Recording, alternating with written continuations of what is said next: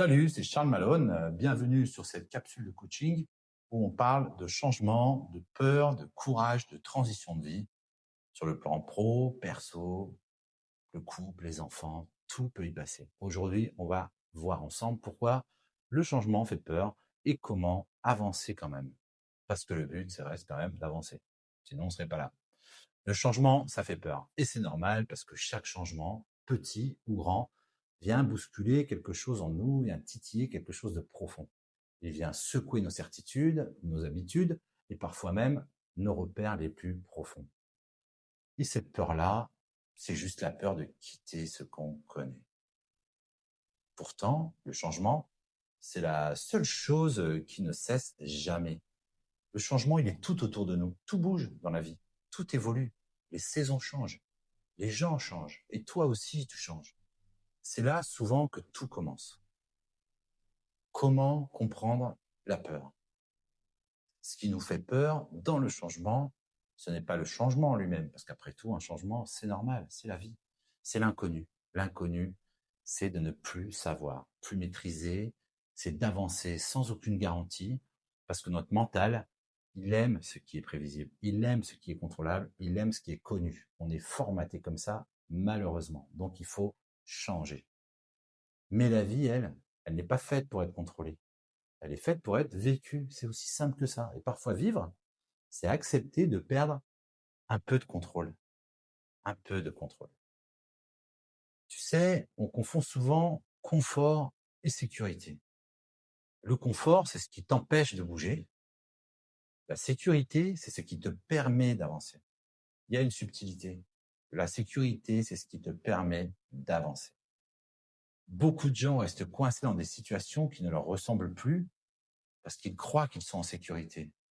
Mais non, ils sont dans un confort. Et au fond d'eux, ils savent qu'ils étouffent.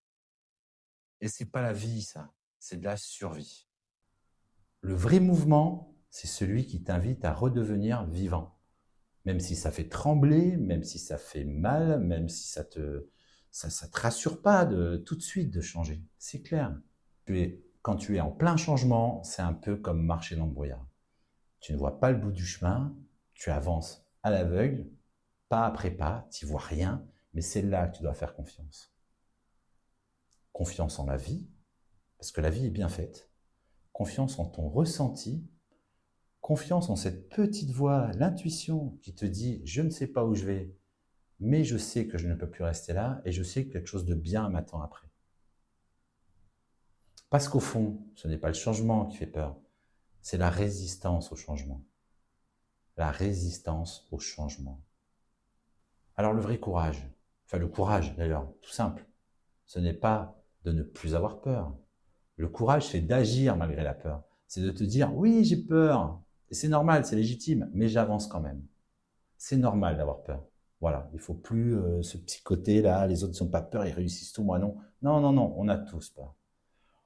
Mais la peur, elle n'est pas ton ennemi, il y en a qui l'ont compris. C'est un moteur, c'est juste un signe, le signe que tu es sur le point de grandir. Un jour, tu regarderas en arrière et tu te rendras compte que chaque peur, chaque hésitation, chaque saut dans l'inconnu que tu as traversé t'a conduit exactement là où tu devais être. Le changement fait peur, oui, mais rester le même pour rassurer les autres et pour te rassurer toi, ça fait encore plus mal. Alors ose le changement, parce qu'il ne vient pas contre toi, il vient pour toi, mets de l'audace dans ta vie, même un tout petit peu, même le plus petit changement d'audace va t'apporter du changement. Ose, c'est pour toi que tu le fais. Voilà, si cette capsule t'a parlé, abonne-toi, like, partage, échange, commente. Si tu traverses un moment de grande transition de vie, on est en fin d'année, c'est très possible, hein, c'est des périodes un petit peu énergétiquement difficiles.